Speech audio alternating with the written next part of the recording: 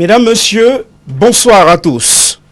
En dépit des divergences contenues dans les professions de foi des candidats en course pour la fonction présidentielle cette année au Cameroun, un consensus semble se dégager sur le sort réservé aux petites et moyennes entreprises, même si le modus operandi pour la relance de ces entreprises de petite taille varie d'un candidat à l'autre. Ce soir, en première dorsale, nous ausculterons ce secteur porteur de l'économie nationale et les propositions des prétendants à la magistrature suprême pour le développement des petites et moyennes entreprises. En deuxième thématique, nous dresserons l'état des lieux et les conditions d'un décollage de l'économie du Cameroun face à une conjoncture internationale particulièrement tenace et l'offre politique des candidats à la magistrature suprême pour la relance de la croissance. Cette émission Et tout dit est une émission qui admet l'interactivité. Vos suggestions et réactions seront donc recueillies par SMS au 695 38 79 46. 695 38 79 46 et par WhatsApp au 651 94 11 31 651 94 11 31. Place après cette courte transition à l'émulation intellectuelle où le choc des idées et le poids des arguments à droite cité. A tout de suite.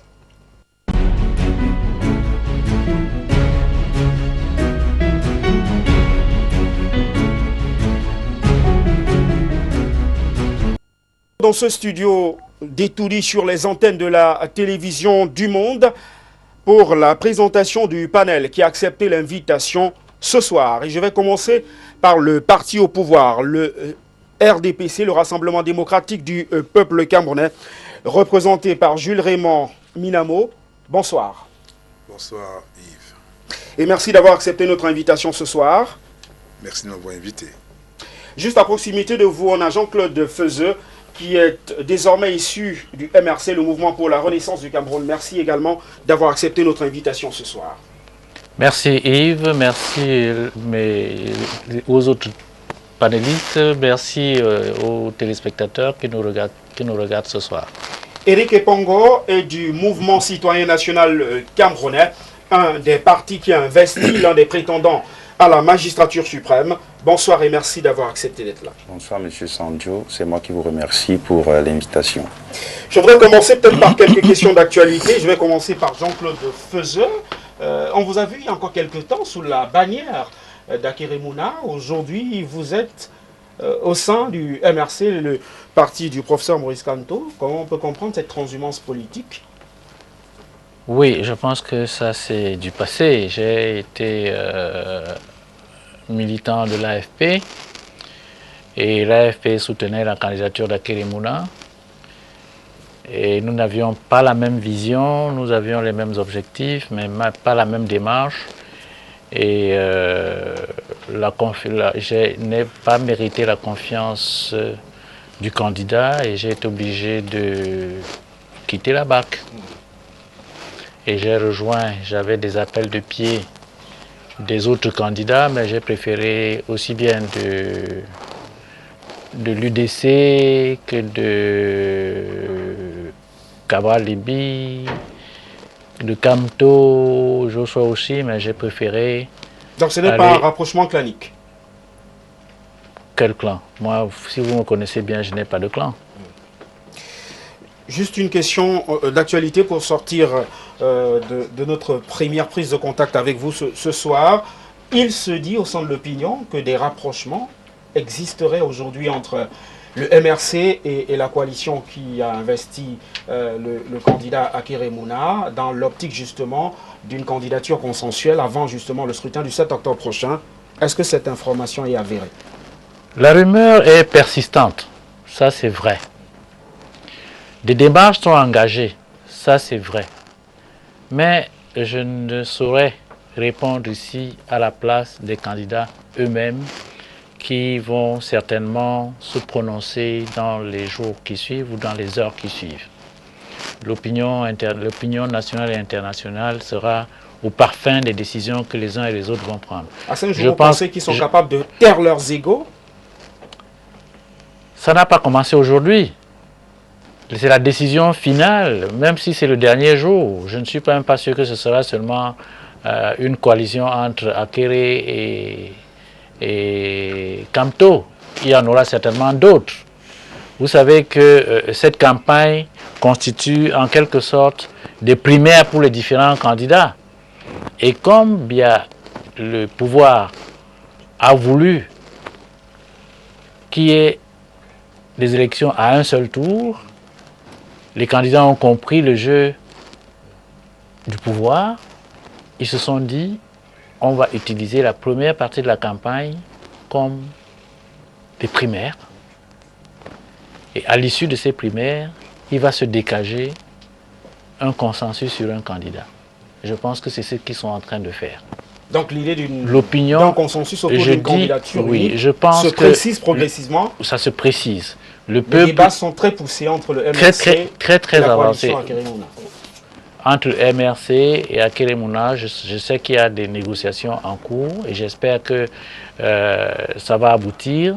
Il n'y a pas qu'avec le Akere Mouna, il y a d'autres partis politiques qui frappent à la porte et avec qui les négociations sont en cours. Donc le peuple sera informé le moment donné et avant dimanche. Une forte déclaration sera faite pour la coalition afin de faire partir Paul Biya. Parce qu'en tout état de cause, il est question de faire partir Paul Biya pour donner une chance au Cameroun. Je voudrais présenter également l'un des candidats qui a accepté notre invitation éventuellement ce soir, Eric Ipongo. Je rappelle que vous êtes là, mandaté par le Mouvement citoyen national camerounais, le parti sous la bannière duquel compétit le prophète Franklin Ndifor. Peut-être première question d'actualité sur ce candidat. Il s'est dit dans la presse cette semaine qu'il était particulièrement incontrôlable et que certains cadres du mouvement citoyen national camerounais se désolidarisaient de ses prises de parole et de position. Ce que je dois dire ici, c'est que il n'y a pas de désolidarisation. Il n'y a pas de désolidarisation autour du candidat Franklin Ndifor à Fanhui. Mieux encore, je représente le candidat, mais si vous suivez l'actualité, vous allez vous rendre à l'évidence qu'il y a plutôt une coalition que le candidat, ou tout au moins le candidat a reçu le soutien du parti Dreamers, qui s'est rallié depuis samedi à ce candidat. Donc il n'y a pas de... Il n'y a pas de feu dans la maison. Jules Raymond Minamo, le RDPC se déploie véritablement et on a assisté encore ce soir à une démonstration dans le 2e arrondissement de la ville de Douala. La campagne de porte-à-porte commence à se préciser et porte visiblement des fruits.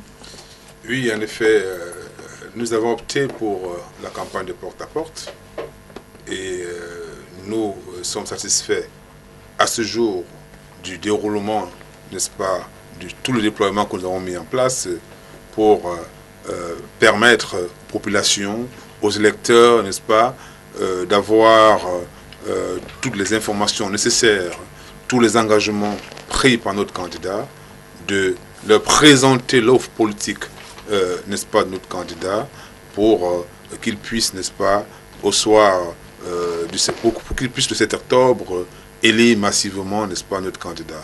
Donc c'est une option que nous avons prise, qui a été prise par notre direction nationale de campagne, et au-delà, n'est-ce pas, de toutes les agitations qu'on peut observer sur la scène politique, nous, au moment où on fait une agitation dans une localité quelconque, nous sommes au même moment sur l'ensemble du territoire national.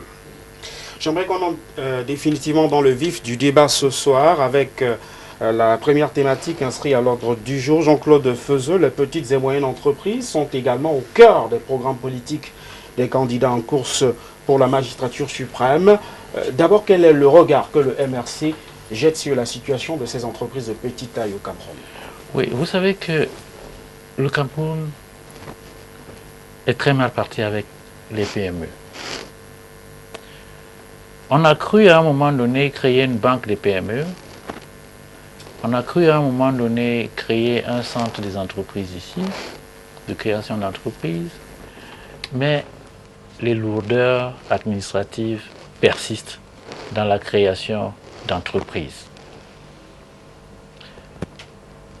D'une part, et d'autre part, sur 100 entreprises qui sont créées, au bout de 2 ans, 90% de ces entreprises ont disparu. Ça veut dire qu'il y a un véritable problème. Et le MRC a identifié tous les problèmes et nous aurons l'occasion tout au long de ce panel d'en discuter clairement. Parce que l'un des problèmes, c'est d'abord la localisation de ces entreprises. Les problèmes fonciers se posent énormément. Donc, comme je dis, je ne peux pas commencer à citer tout ça maintenant, mais on ne peut pas développer ça rien qu'en une seule occasion comme celle-ci, mais on va débattre d'un certain nombre de points.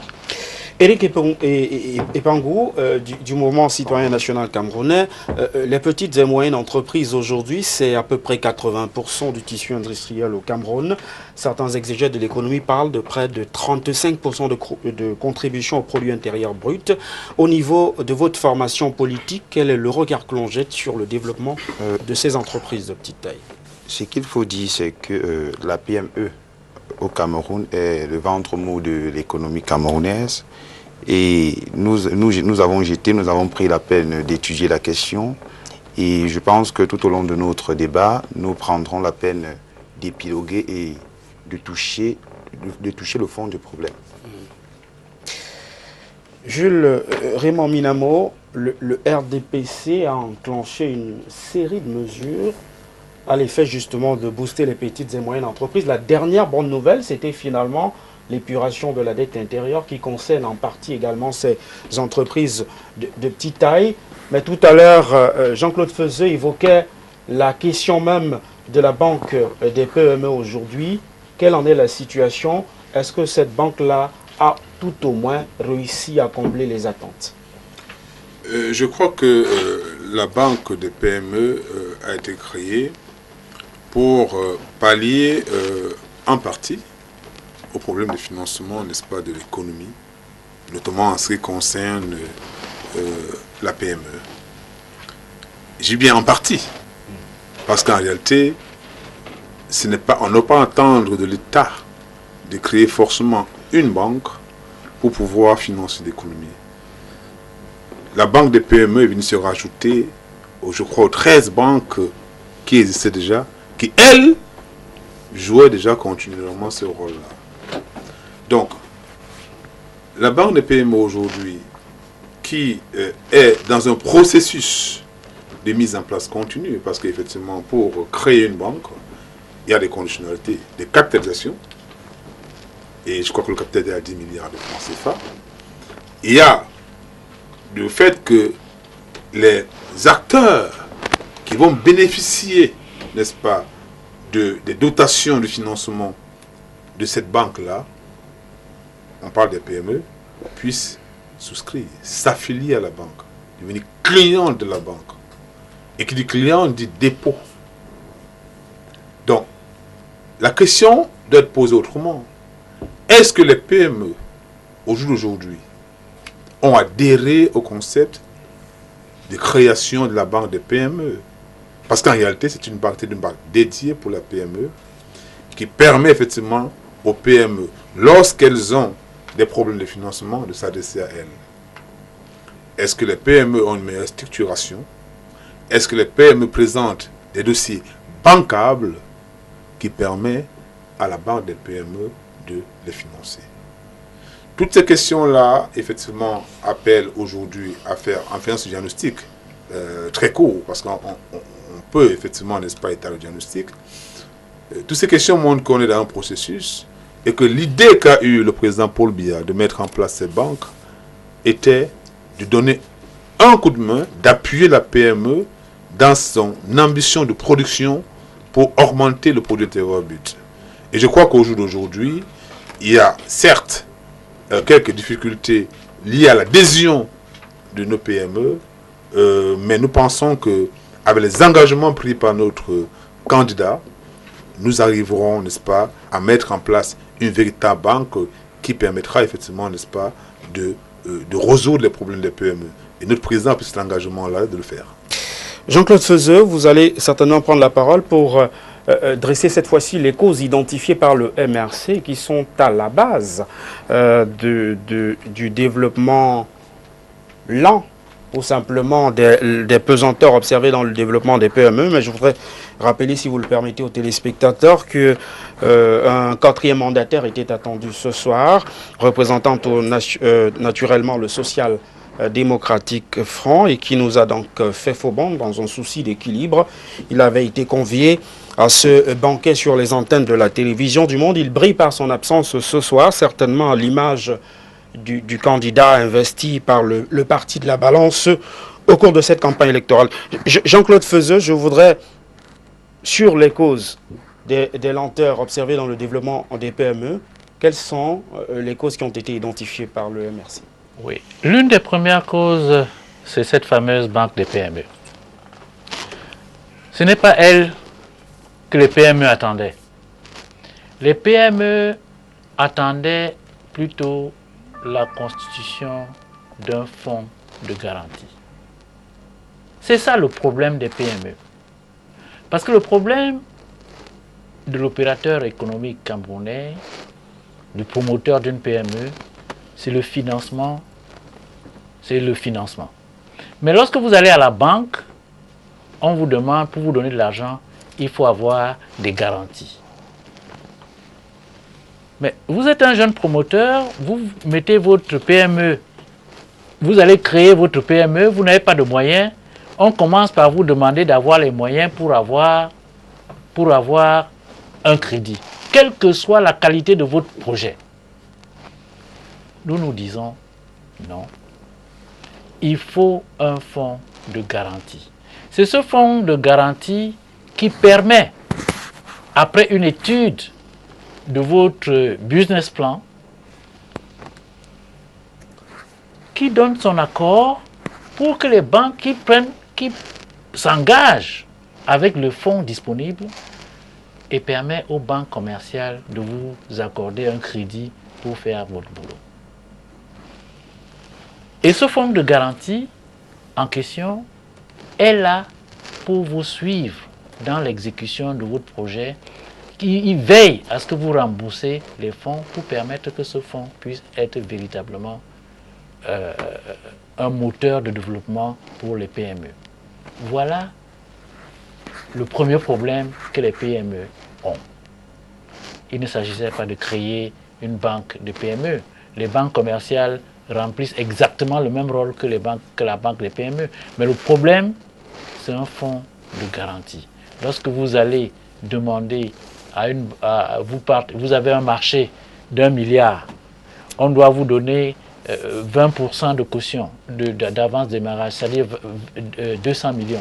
On vous demande, vous allez à la banque vous demande des garanties, c'est-à-dire d'apporter des titres fonciers pour qu'elle puisse mettre à votre disposition cette fameuse caution qui vous permet d'avoir droit à cette avance de démarrage. Vous n'en avez pas. Par conséquent, vous ne pouvez pas avoir l'avance de démarrage, même si vous avez gagné le marché parce que vous présentiez un bon dossier, vous ne pouvez malheureusement pas exécuter. Et vous serez fatalement résilié. Alors que s'il y avait un fonds de garantie, avec ça, vous allez voir le fonds de garantie. Le fonds de garantie s'engage auprès des banques commerciales et la banque commerciale vous délivre donc ces cautions et ces cautions donc vous permettent d'avoir l'avance de démarrage et ça vous permet de pouvoir travailler. Voilà le premier problème qui se pose Eric, par rapport à la banque. Au niveau du mouvement citoyen national camerounais, quelles sont les causes que vous, qui êtes en course pour la magistrature suprême, avez identifiées comme étant des freins au développement de ces PME? Je vais dire ici que les causes, elles sont nombreuses. Hein. Il faut d'abord relever ici l'agressivité de la fiscalité. La fiscalité au Cameroun n'est pas de nature véritablement à favoriser l'érection ou alors l'émergence des PME. Donc on va relever comme ça qu'au Cameroun, le taux de l'impôt sur les sociétés est curieusement l'un des impôts les plus élevés dans le monde, ou même quand on fait une comparaison avec la France et d'autres pays dans l'Union européenne, on a un taux des impôts qui est relativement bas et qui peut encourager comme ça l'émergence des PME. Curieusement, au Cameroun, on va remarquer que ce taux, il est exponentiellement élevé. Du coup, il ne favorise pas l'émergence des PME. À côté de cela, on va relever également les APE, les accords de partenariat économique, qui sont venus comme ça fragiliser ou alors concurrencer la mise sur pied véritable des PME pour une raison simple. Les PME n'ont généralement pas le capital nécessaire pour leur permettre de vendre leurs produits à l'extérieur. Et de l'autre côté, on a libéralisé le marché. Du coup, il est impossible véritablement pour ces petites et moyennes entreprises de pouvoir se développer parce qu'à côté, face à elles, il y a des grosses succursales européennes qui importent quasiment, ou alors qui vendent quasiment les mêmes produits et à de moindres coûts. Donc, la PME est quasiment un mot-né au Cameroun. Donc, le gouvernement camerounais, ou alors la politique fiscale au Cameroun, ne permet pas véritablement l'émergence des petites et moyennes entreprises au Cameroun. Jules Raymond, la politique fiscale dans notre pays, c'est peut-être la question que je voudrais vous adresser, est-elle suffisamment incitative pour favoriser le développement de petites et moyennes entreprises? Et ensuite, le MRC semble s'offusquer de ce que les PME font face à la question du financement pour leur développement. Est-ce qu'il y a eu des mécanismes sous la mandature qui s'achève qui ont été enclenchés pour résoudre ce problème? Je vais commencer par les préoccupations du PME et du MRC autant pour moi, qui consiste en la limite que pour elle, l'État a en n'avoir pas mis en place, n'est-ce pas, un fonds de garantie. Je dois dire que je suis un peu gêné de ce raisonnement parce qu'en réalité, l'État c'est un régulateur. L'État, il fait de la régulation. Et l'option prise par notre candidat, par notre parti, c'est le libéralisme. Libérer les énergies. Pour que les acteurs puissent s'exprimer. C'est ça qu'il s'agit. Donc, l'option prise était de libérer les énergies. Dois-je déjà vous dire, quand nous étions tout jeunes, nous n'avons pas loin d'ici, là nous sommes, un fonds, je me rappelle c'est le FOGAP, il me semble, c'est un fonds de garantie.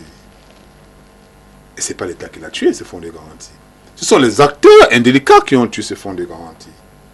Parce qu'ils viennent prendre des garanties. Ils vont lever des financements.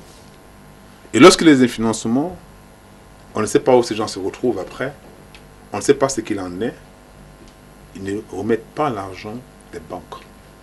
Ça fait qu'à un moment donné, on appelle les garanties et, n'est-ce pas, à force d'appeler les garanties, le FOGAP a dû fermer. Le libéralisme consiste à faire en sorte qu'il y ait une liberté de créer son entreprise. Il y a une liberté d'initiative. Cela suppose quoi? Cela suppose que des acteurs qui veulent mettre en place une entreprise ont un capital initial, ont des moyens initiaux, sollicitent les financements des banques qui les mettent en place et les banques demandent une couverture. Parce qu'en réalité, les banques ne donnent que l'argent de ceux qui n'en ont pas besoin tout de suite. L'intermédiation financière. Ce qui suppose quoi? Ce qui suppose que les PME doivent être bien armés pour pouvoir aller demander le financement. Mais il y a des fonds de garantie. Le Cameroun est membre du FAGAS, qui est un fonds de garantie dont le siège est à Cotonou au Bénin, et qui donne des garanties aux PME et aux PMI. Et j'en connais quelques-uns des dossiers que j'ai eu à traiter. Il y a d'autres fonds de garantie qui existent à travers le monde entier et qui financent, qui soutiennent des projets au Cameroun. Dans les fonds de garantie, par exemple, un fonds anglais qui s'appelle Garantco, donc c'est un Camerounais qui est d'ailleurs directeur régional, Vous avez au niveau de la Banque mondiale un fonds de garantie qui soutient les initiatives. Donc l'État n'a pas cette vocation-là. Pour revenir effectivement, n'est-ce pas, à la question de la pression fiscale que vous avez évoquée, Ou du montant élevé de l'imposition, tout simplement. je pense que c'est une analyse. Vraiment. Je crois que j'ai la parole, monsieur. Oui, Vous aurez la parole. Vous aurez le temps de répliquer. Si vous avez, de toutes les façons, voilà. vous avez un temps de parole qui est parfaitement encadré. En effet. Et vous aurez le temps. S'agissant de la politique fiscale, je pense que notre taux d'imposition était d'abord de 35% il y a cela quelques années. Et pour inciter donc, parce que les PME se sont plaints, les organisations patronales se sont plaints en disant que nous payons trop d'impôts, il faut que l'État fasse quelque chose. L'État a dit, ok, je vous enlève 5%. Hormis les centimes additionnels communaux, aujourd'hui le taux d'impôt est de 30% de base. Et lorsqu'on y ajoute des centimes additionnels communaux, il est de 33%. Donc l'État a fait un effort dans ce sens. En écoutant les PME qui se plaignent. Mais je dois dire, pour qu'on se comprenne bien, qu'une politique fiscale est une politique de prix. Cela il va de la théorie des prix. Parce qu'en réalité, si on m'avait dit que les produits des PME coûtent trop cher sur le marché local, alors on comprendrait cela. Parce qu'en réalité, le prix de l'impôt payé joue sur leur marge, qui fait que leur espérance de rentabilité en prend un coup parce que l'impôt est élevé. Parce que les prix auxquels les opérateurs ou alors les clients sont prêts à payer sont assez élevés pour que, n'est-ce pas, ils puissent faire, j'allais dire assez élevés pour qu'ils ne vendent pas plus de produits, ou alors soit moins élevés parce que, n'est-ce pas, l'impôt est trop élevé. Donc, je veux dire qu'aujourd'hui, l'État est à l'écoute de ces PME-là. Notre président, le président Paul Biya, est à l'écoute, n'est-ce pas, de ces PME et prend des engagements et a fait un effort dans ce sens déjà en diminuant le taux principal de l'impôt de 5%. Donc, je pense que 5%, si vous pouvez mesurer ce que ça fait dans le budget de l'État, c'est quand même assez important. Jean-Claude Feuzeux, vous brûlez l'envie de réagir. Parce que vraiment, je ne comprends pas ce que dit mon collègue conseiller municipal dans la même commune que moi. Il parle de FAGAS. Le FAGAS, ce n'est pas un fonds de garantie des PME. Je ne peux pas avoir un problème de 500 millions, de 200 millions ici, de 300 millions, je m'adresse à FAGAS. Ce n'est pas possible. Vous n'en savez rien, monsieur Feuzeux. J'en sais énormément. J'ai travaillé avec eux sur. Ça va prendre combien de temps? J'ai travaillé avec eux sur. J'ai travaillé avec eux sur des projets. J'ai travaillé avec eux sur beaucoup de projets. Ils ne financent pas de petits projets. Ils financent de gros projets. Moi, quand je gagne un marché, on me donne un mois pour apporter la caution d'avance de démarrage. Vous me dites que je dois aller chercher FAGAS à Cotonou pour venir constituer mon fonds de garantie pour que ma banque commerciale me donne une caution? Ce n'est pas possible. Ce n'est pas possible. Donc, nous sommes ici pour éclairer les téléspectateurs. Il faut qu'on leur dise la vérité. Quand vous avez besoin d'argent, nous n'avons aucune disposition nationale pour avoir un fonds de garantie qui vous permette de vous adresser à une banque commerciale pour obtenir un crédit. C'est de ça qu'il s'agit. Le FOGAP était très bien indiqué, a été mis en place à cette fin. Et qui l'a tué? Qui vous avez mis à la tête? Qui vous avez mis à la tête de cette... Écoutez, c'est les commis de l'État que vous mettez là-bas par clientélisme. Vous venez de créer la société de transport de l'énergie. Vous avez pris un administrateur civil pour mettre là. Vous attendez quel résultat?